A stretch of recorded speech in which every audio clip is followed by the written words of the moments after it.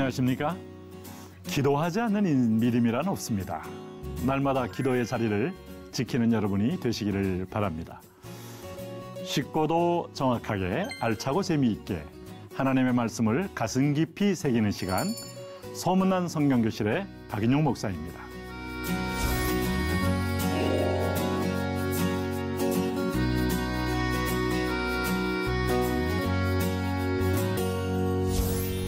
지난 시간에 나눈 내용 기억하시나요? 지성소의 문, 마음을 회복하는 것.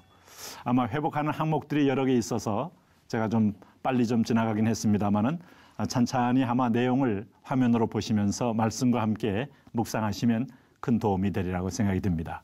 오늘은 11번째 지성소의 제사장이 가진 권세, 이 권세를 이용하라 하는 제목으로 함께 나누도록 하겠습니다.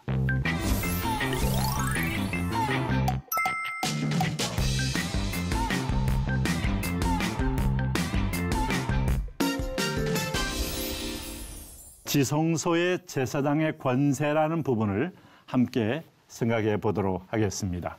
첫째, 요한계시록 12장 11절 말씀에 오늘 성경은 뭐라고 말하는가 하면 또 우리 형제들이 어린 양의 피와 자기들의 증언하는 말씀으로 그를 이기었다 그랬습니다. 어린 양의 피와 자기들의 증거하는 말씀으로, 증언하는 말씀으로.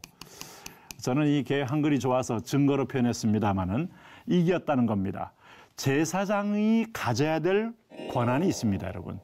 책임도 있지만 권한을 결코 우리가 잊어버리시면 안 됩니다. 왜냐하면 이 권한 가지고 왕적 통치권을 회복하는 거거든요. 첫째는 그 피를 의지해서 지성소에 들어가 중보로 분향할 특권이 있습니다. 여러분, 하나님의 집에 결코 누구나 들어갈 수 있는 것 아닙니다. 대제사장은 1년에 한 차례씩 대속죄일이 들어갑니다. 제사장들은 백성들의 죄를 대신하여 들어갑니다마는 들어가는 그 과정은 어린 양의 피입니다.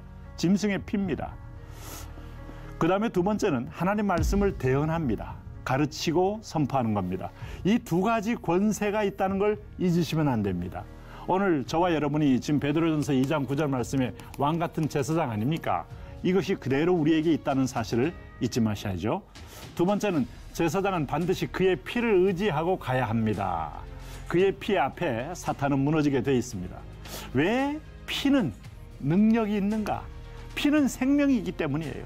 레위기에도 생명이 피에 있다고 했는데 예수님이 그 피를 흘렸다는 것은 사망에 관하여 오늘 대가를 치렀다는 겁니다. 그래서 이것이 피입니다. 그러므로 마귀가 쓸 수 있는 유일한 카드는 죽이겠다는 건데 죽일 수 있는 모든 근거가 사라져버리기 때문에 사단의 참소나 사단의 권세는 무기력해지는 거예요. 무기력해. 그러므로 레위기 17장 11절 말씀 보세요.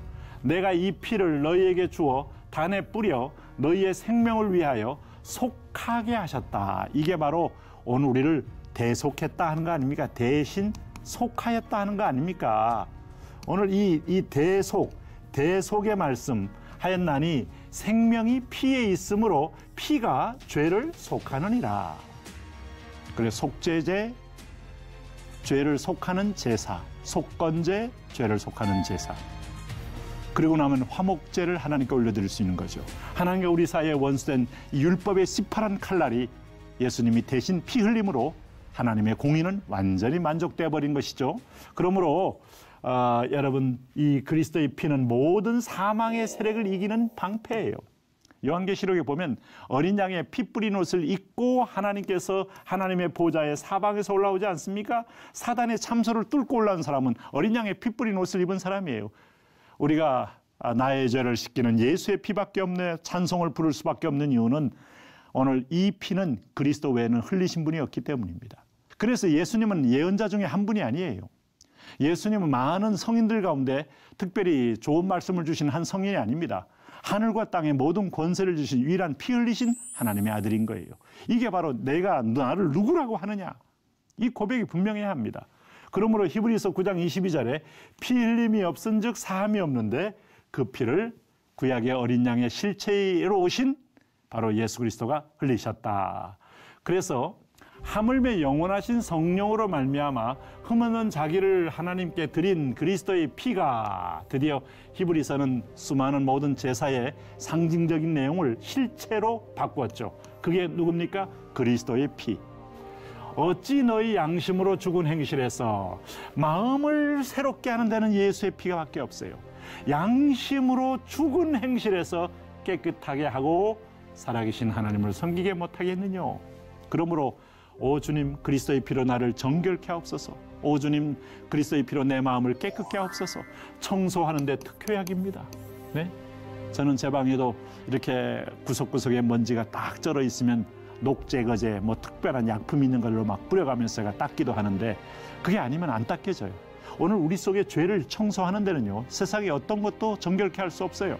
그런데 그리스도의 피는 오늘 우리를 깨끗하게 하고 살아계신 하나님을 섬기게 만드는 꽤 선한 양심을 주고 시온의 대로를 열어주신다 하는 것을 잊지 마셔야죠. 또 하나 얘기는 마지막에 출애굽할 때 하나님은 상징적으로 어린 양의 피를 문설주와 문 인방에 바르라고 했습니다. 자, 문이 있습니다. 요 위에 보가 바로 인방입니다. 양쪽에 기둥이 설주입니다. 자, 요 세 군데 바르는 겁니다. 양쪽 좌우에 문설주에 피를 바릅니다. 여러분, 피 한 번만 발라도 되지 않습니까? 상징인데. 근데 하나님은 문 인방 위까지 다 바르라고 했습니다. 이 세 번의 피를 바름으로 인하여 오늘 죽음의 사자가 이 피를 바른 집은 침범할 수 없는 겁니다. 사망이 결코 들어올 수 없는 거예요. 오늘 우리가 이 문 인방과 좌우 문설주의 피, 이게 바로 요즘 말하면 집으로 말하면 기둥, 좌우의 기둥에 이 지붕 같은 자리에 피를 발랐다고 할 수 있어요. 온통 그리스도의 피 속으로 들어가라. 그래서 이렇게 바른 집안은 장자가 살해되지 않는 그런 생명을 보존하는 은혜를 받게 누리게 되었죠. 그러므로 히브리서 9장 12절 말씀에 염소와 송아지의 피로 아니하고 오직 자기 피로 영원한 속죄를 이루사 단번에 성소에 들어가셨느니라. 예수 그리스도는 더 이상의 이제는 양과 염소와 송아지의 피를 흘릴 이유가 없는 한 번에 끝내버린 분이셨다. 그러므로 누구든지 그를 믿는 자는 그의 피로 인하여 담대하게 성소에 들어갈 담력을 얻었다. 하나님의 심판과 공의가 여러분 여전히 살아있어요. 누구도 그 앞에 설 수 없어요. 죽는 순간에 그렇게 두려운 이유는 마지막에 한 번 죽는 것은 사람에게 정한 것이요 그 후에는 심판이 있기 때문입니다. 근데 우리가 죽을 때 왜 평안해집니까? 오늘 그리스도의 예수의 피를 힘입어 성소에 들어갔을 때 아버지는 우리에게 더 이상 죄의 책임을 묻지 않고 모든 공의로 우리를 온전하게 만족했음을 선포하시기 때문에 담대하게 들어가는 겁니다. 자, 번호 두 번째, 우리가 제사장으로서 누릴 권세는 보혈입니다. 보혈. 구원의 역사는 보혈의 역사다. 히브리서 9장 22절에 율법을 쫓아 모든 물건이 피로써 정결케 되나니 율법은 여러분 우리를 정죄하고 율법은 우리를 죄책이 뭔가를 죄를 세밀하게 드러냅니다. 그런데 그 죄가 드러난 마당에 실정법으로 죄를 어겼는데 재판관 앞에서 그 죄의 책임을 우리가 지지 않을 수 없죠. 그런데 피로써 정결케 되나니 피 흘림이 없은즉 사함이 없다. 그래서 성경의 역사는요, 피의 역사예요. 보혈의 역사란 말, 이 히스토리가 피의 역사로 성경은 가득 차 있어요. 루터는 성경을 짜봐라. 신구약 성경 속에 그리스도의 피가 나온다 그랬습니다. 여러분, 아담과 하와가 타락했습니다. 그들이 죄로 인한 불안감과 심판과 사망에 대한 두려움으로 무화과 나무 잎을 만들어서 수치를 가리웠다고 말해요. 이게 아담의 다리예요. 이게 아담의 다리. 그리고 하와의 치마. 네? 하와의 치마. 그런데 해가 떠오르니까 참 상징성이 있죠. 해가 떠오르면 이 나무가 말라서 쭉쭉 떨어지면서 여기에 인간의 수치스러운 국부가 다 드러납니다. 인간이 만든 수치를 가리는 어떤 옷도 진정한 인간의 죄의 수치를 가릴 수가 없음을 보여주는 거예요. 그런데 하나님께서 아담을 불러 짐승을 죽이고 가죽을 뜯어서 가죽옷으로 입혔어요. 가죽옷. 이 가죽옷은 피로써 너의 수치를 가린다, 덮는다. 카포레트라는 단어에서 커버가 나왔어요. 카포레트. 오늘 커버, 영어로 커버, 덮는다. 여러분, 주의 옷으로 덮고 주의 피로 덮고 주의 가죽으로 덮는 겁니다. 이게 바로 그리스도의 피로 우리의 죄를 덮는 겁니다. 여기서 우리가 의롭다함을 얻는 거예요. 예수 믿는 순간에 우리가 의롭다함을 입는 것은 그 위에 주님께서 의의 옷으로 덮기 때문이에요. 그래서 두 번째, 가인과 아벨의 제사 속에 큰 차이점이 뭔가 하면 오늘 피 흘림의 라인을 상징하기 위해서 가인은 뭐예요? 오늘 양을 하나님께 드리는 어린 양 제사로 하나님께 올린 바 된 것이죠. 그리고 세 번째를 보면 노아 홍수 위에 첫 번째 예배가 번제입니다. 번제. 번제는 반드시 짐승을 잡아 죽이는 것이고, 번제는 회개와 헌신의 제사가 포함된 게 가장 원초적인 제사라고 말씀드렸어요. 물론 레위기의 5대 제사가 나오면은 오늘 뭐 속죄제, 속건제, 회개의 제사가 따로 있고 화목제나 뭐 이런 무슨 제사가 다 있어서 헌신의 제사까지 있습니다만은, 번제는 구약의 최초의 피 흘리는 하나님께 드려지는 제사다. 그러므로 아브라함의 예배 가운데 아브라함은 오늘도 가는 곳마다 번제단을 쌓으며 하나님께 제사를 올려드리는 것은 하나님과 화목의 문을 열었다 이거예요. 마음이 하나님과 소통의 문을 열었다 이겁니다. 여러분, 아까 말씀한 출애굽 역사에서 마지막 10가지 재앙의 어린 양 사건은 바로 결정적으로 그들이 문설주와 문임박의 피를 바름으로 그들이 바로는 항복을 하고 내 백성은 구출받는 이 보혈로 구원받는 역사를 상징하는 겁니다. 그러면서 이들은 계속해서 가나안 행전하면서 성막을 통하여 번제로 피 흘림의 제사를 이어져 나가는 거예요. 그래서 40년 성막 시대가 끝나고 아브라함이 모리아 산에서 이삭을 바쳤던 그 자리에 드디어 남북이 다 나라가 형성될 때 성전을 짓죠. 그 성전이 바로 첫 번째 성전이 솔로몬 성전이죠. 이게 550년 동안 이스라엘 전체의 모든 정치, 문화, 경제, 영적인 중심부가 되는 겁니다. 솔로몬 성전 끝난 다음에 뭐 합니까? 그 다음에 스룹바벨 성전 500년 유지하죠. 그리고 나서 포로로 잡혀갔다 온 이후에 뭐 헤롯이 유대인의 환심을 사기 위해서 40년 동안 성전을 짓는데, 이 성전이 누구를 상징합니까?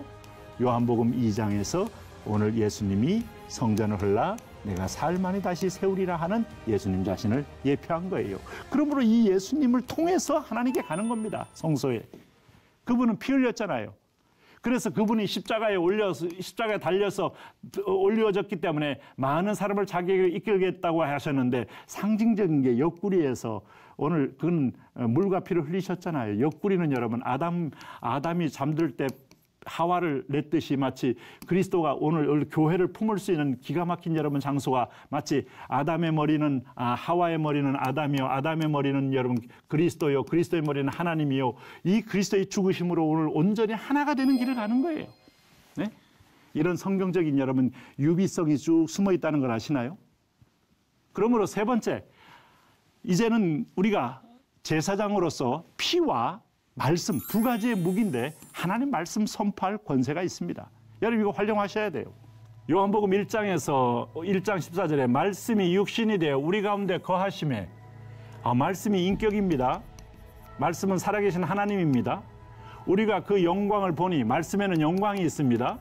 아버지 독생자의 영광이요. 자, 땅에 오신 말씀은 여러분 독생자의 영광입니다. 독생자의 영광입니다. 은혜와 진리가 충만하더니라. 이 말씀 속에는 은혜와 진리 두 가지가 있는 그리스도 자신 말씀입니다. 이 로고스이신 말씀이요, 땅에 오셔서 우리 가운데 은혜와 진리로 충만하게 하면서부터 세상은 비로소 인라이트먼트, 진짜 계몽은 여기서 일어나는 거예요, 여러분. 네? 빛이 임했다 이 말입니다. 빛이 세상에 왔을 때 어둠이 그 빛을 알지 못하는 게 비극이죠. 네, 그래서 그때 빛이 오니까 정말 봐야 할 걸 보게 되고 알아야 할 길을 보게 되고 가야 할 곳을 가게 되는 역사가 일어나게 되는 거죠. 그 말씀이 바로 우리의 법도요 길이다. 그렇다면 우리가 오늘 기도해서, 왜 가끔 침묵기도 강조하는 분들이 있는데, 침묵기도를 우리가 해야 될 이유가 하나 있다고 한다면 듣기 위해서예요. 듣기 위해서. 하나님은 우리에게 두 개의 귀를 두시면서 잘 듣도록 하지 않았습니까? 듣기 위해 필요해요. 메디테이션이란 말은 이 메디신이란 말에서 왔단 말이에요. 메디신, 약품에서. 네? 여기서 메디테이션하는 명상이란 말이 왔어요. 이게 뭔가 하면 약을 먹고 완전히 소화하여서 이게 위에 융기세포를 통하여 약이 다 흡수되어서 환부에 이르러서 치유가 일어나야 돼. 말씀을 내가 완전히 젖어 묵상하여 내 몸에 우울의 문제에 해답을 주고, 낭망의 문제에 해답을 주고, 교만의 문제에 해답을 주고, 인간의 각종 죄의 암덩이 문제를 말씀이 들어가서 치유하는 거예요. 이게 묵상이에요. 우리가 왜 조용하게 귀를 기울여야 할까요? 듣기 위하여, 듣기 위하여. 들어야 합니다. 우리는 내 말을 하는 게 기도가 아니에요. 들었으면은 우리 마음에 하나님의 말씀의 콘텐츠를 채웠으면 선포하셔야 돼요. 대언, 대신 말한다. 이게 대언. 모든 성경의 예언은요, 지 혼자서 미래를 얘기하는 게 아니고 하나님의 말씀을 대언하는 거예요. 나비라고 하는 예언자, 히브리 말로 나비라고 하기도 하고, 영어로는 프로페트, 미리 뭘 말한다, 미리 말한다, 프로페트 한다는 말로 다 대언을 말합니다. 대언. 그래서 예수님 보세요. 한마디로 자기 뜻대로 말씀하시는 것이 있나? 하나님 말씀하신 구약을 그대로 대언하지 않습니까? 이게 파워가 있어요. 우리는 하나님 말씀 대언하면, 내 콘텐츠가 있으면, 내 말을 하지만 하나님 말씀이 채워 있으면 하나님 말씀을 대언하지 않겠어요? 왜 우리를 제사장으로 불렀을까?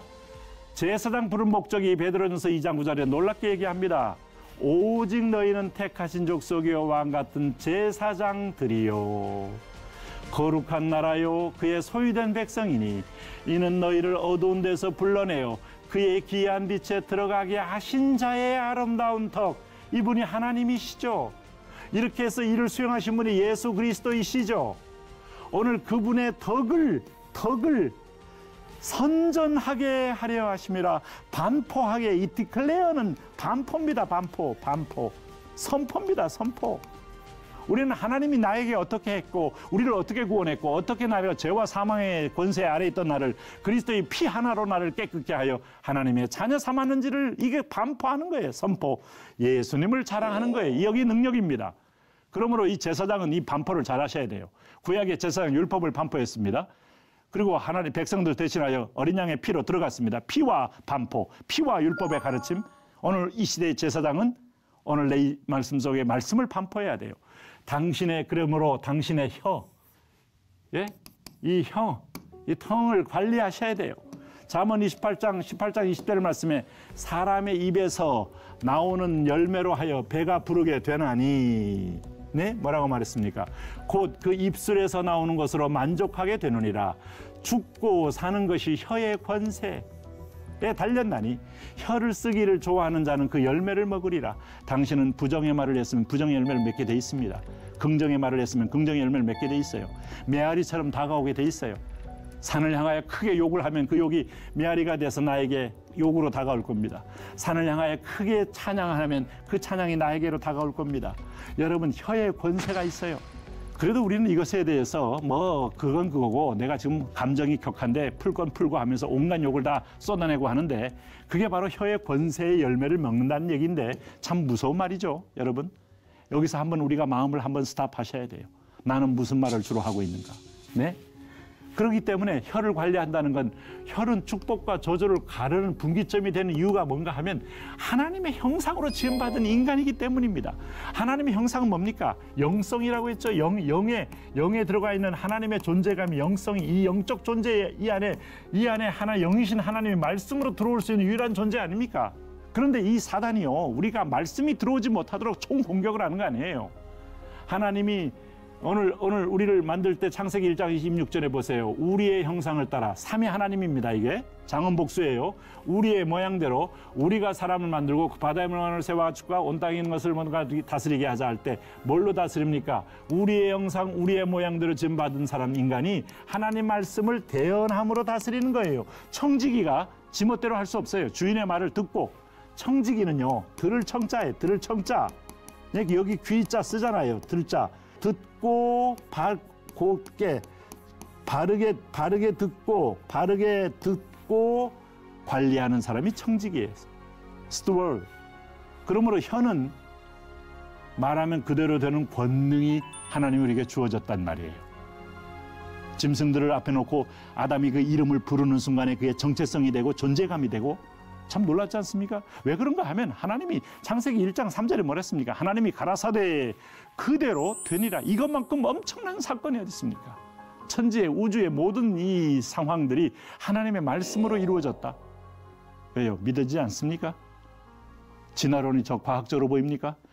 어떤 분은 진화는 과학이고 창조론은 신앙이라고 하는데 거꾸로 얘기하셨어요. 진화는 여러분 절대로 과학이 아닙니다. 얼마나 허점이 수백 개가 가득 차 있는데 그걸 과학이라고 믿으십니까? 그걸 신화라고 합니다. 인간이 믿고 싶은 걸 만들어서 믿고 과학화 만드는 거예요. 성경은 신앙 문제일 뿐만 아니라 하나님의 실체입니다. 창조주. 그래서 마가복음 11장 23절 말씀에 내가 진실로 너에게 이르노니 누구든지 이 산더러 들리어 바다에 던지라 하며 말하는 것이 이룰 줄 믿고 마음에 의심하지 아니하면 나는 하나님의 말씀을 받아들여 믿음은 들음에서 나고 들은 그리스도의 말씀으로 말미암지 않습니까? 믿음으로 믿음대로 대언하면 그대로 되리라. 할렐루야. 그러므로 사탄이 이 허의 권세를 파괴하며 총력을 기울이는 거죠. 인간의 타락은 말씀의 법을 빼내는 겁니다. 우리가 하나님 말씀이 딱 떨어지잖아요. 왜 주일날 여러분 말씀 들으면서 능력이 없을까요? 마귀가 와서 나의 경험으로 그걸 참새가 돼서 집어먹고 나의 어떤 면에서 욕심이 그 말씀을 쪼아먹고 내가 듣고 싶은 말만 살짝 들어가게 하고 내가 바뀌어야 될 말씀은 내가 다 거절해버리고 마가복음 4장 15절에 사단이 와서 그들의 마음속에 뿌려진 말씀을 빼앗아간다 그랬어요. 두 번째는 잃어버린 생명의 언어 뒤에는 인간의 언어만 남는데 인간의 언어는 뭐예요? 아까 로마서에 말했습니까? 음란과 시기와 악독과 오늘 사기와 분쟁과 더러운 게 열린 무덤 같은 콘텐츠가 인간 거예요. 원래 마귀에게 받은 것들은 사망의 언어만 받은 거예요. 그러면 창세기 4장에서 하나님을 떠났을 때 라멕이 5장에도 라멕이 나오면 다른 사람이에요. 5장에 나오는 셋의 후예고 4장에 나오는 것은 가인의 후손입니다. 가인의 후손인 라멕이 뭐라고 말합니까? 라멕이 아내들에게 이르되 아다와 실라여 내 소리를 들으라. 뭘 지금 들으라고 지금 자기 혼자 스스로 자화자찬가를 부르고 있나요? 나의 라멕의 아내들이여. 언제 하나님께서 일부 다처제를 허용했는지 라멕은 벌써 여자들이 일부 다쳐야 다쳐. 여러분 지 욕심대로 여자를 취한 거예요. 그래서 내 말을 들으라. 나의 창상을 인하여 자기가 어떤 일을 하다가 몸에 상함을 입었어요. 아마 과실치상이었을 겁니다. 왜? 어린아이가 하고 창상을 인하여 내가 사람을 죽여버렸다는 거예요. 강자의 논리로 자기를 조금 힘들게 한 사람을 죽였고 내 상함을 인하여 소년을 죽였도다? 야, 무서운 시대인 겁니다. 네, 세상에 이런 사람만 살면요. 고아와 과부와 여러분 오늘 없는 자들과 가난한 자들은 살 길이 없죠? 그러므로 나의 상 죽였도다 하고 자랑질하는 겁니다. 이게 내 강함을 한번 들어보라 나의 아내들이여. 여러분 이런 노래가 가득 찬 세상을 살고 싶으세요? 네? 이게 바로 잃어버린 생명의 언어 대신에 인간의 저주의 언어요. 남을 속이고 돈 버는 걸 자랑합니다. 남의 여자 건드린 걸 자랑합니다. 오늘 이 땅에서 여러분 자기가 약한 사람을 죽이고 돈 뺏은 걸 자랑합니다. 그거야말로 무질서의 여러분 극치죠. 그럴 때 바벨탑 사건 기억해 보세요. 하나님이 참 재밌는 말씀이 인간이 언어가 하나여서 탑을 지어가는데 하나님께서 우리가 이 땅에 내려와서 이 바벨탑 사건을 보니까 언어가 하나이기 때문에 막을 수 없었다고 그랬어요. 그래서 하나님이 이들을 향하여 언어를 혼잡게 바꾸어내는 순간에 하나됨이 무너지면서 뿔뿔이 흩어지게 되어 바벨탑 쌓기를 그쳤더라. 언어는 이만큼 힘이 있는 겁니다. 그러므로 내가 이 언어의 집 속에 뭘 내가 담을 거냐 이거예요. 오늘 사망을 담을 거냐, 음란함을 담을 거냐, 음란패설로 하루를 내 입을 가득 담을 거냐, 하나님 말씀으로 담을 거냐. 여러분 제사장인 저와 여러분은 하나님 말씀을 담으라는 거예요. 그래야 세상은 질서로 회복된다는 겁니다. 그러므로 오늘 가만히 보십시오. 세 번째 보세요. 그러나 하나님은 자기 백성의 찬양 소리를 회복시킨다. 그게 뭔가 하면 오늘 창세기 3장 15절에 인간이 범죄했을 때 하나님이 예언한 바가 여자의 후손 예수님을 말하죠. 마리아의 후손 예수님 말하죠. 여자의 후손은 내 머리를 상하게 해서 너희는 발꿈치를 상하게 하는데 이게 어디로 은혜로 이어지는가 하면 에노스 죽을 수밖에 없는 존재, 연약한 존재. 아니 아버지가 아이를 낳으면서 왜 연약한 존재라고 이름을 줬을까요? 세상 살려면 강한 자가 되라. 제가 아는 이름은 뭐 영웅도 있어요. 영웅이 되라 하는데 연약한 자 왜 그랬을까? 아마 이 아이는 병에 걸렸을 것이고 열이 났을 것이고 그러면서 죽을 듯 말 듯 하면서 아버지는 이 아이를 보면서 죽음을 기억하지 않을 수가 없어요. 아, 에노스는 죽을 수밖에 없는 존재다. 이 아들이 벌써 이미 아벨의 후손 하나님을 알고 하나님이여 살려주시면 할 때 그때 비로소 그 이름을 에노스라 하였으며 그때 사람들이 비로소 여호와 이름을 불렀더라. 인간의 약할 때 하나님의 강함을 불렀다는 거예요. 여러분 그러면서 예배가 시작되는 겁니다. 어떻습니까? 그 인간의 약함을 통하여 우리의 한계를 경험하고 죽음을 경험할 때 비로소 전능자여 나를 살펴주옵소서, 나를 도와주옵소서라고 불렀다는 거죠. 에노스, 그 이름의 맥이 지금 아벨로 인하여 이어지고 있는 겁니다. 여러분 어때요? 지금 오늘 아벨의 후예로 오신 그리스도, 희생제물 드신 그리스도로 인하여 우리의 입술을 바꿔냅니다. 오늘도 생명의 언어를 선포할 거룩한 맥이 저와 여러분에게 있습니다. 제사장 된 저와 여러분에게 있습니다. 어떻습니까? 오늘 유익한 시간이 되셨나요? 오늘은 수업을 여러분 혀를 관리하는 내용인데 유튜브를 통해서 다시 보시면서 정리하면 큰 유익이 있을 것입니다. 계속해서 반복해 보시는 것이 좋습니다. 다음 시간에는요, 지성소의 사람이여 선포적 증거로 통치권을 회복하라. 이게 중요하기 때문에 이제는 선포적 증거, 이런 주제로 나누도록 하겠습니다. 오늘도 하나님의 은혜로 평안하시고요. 다음 시간에 뵙겠습니다.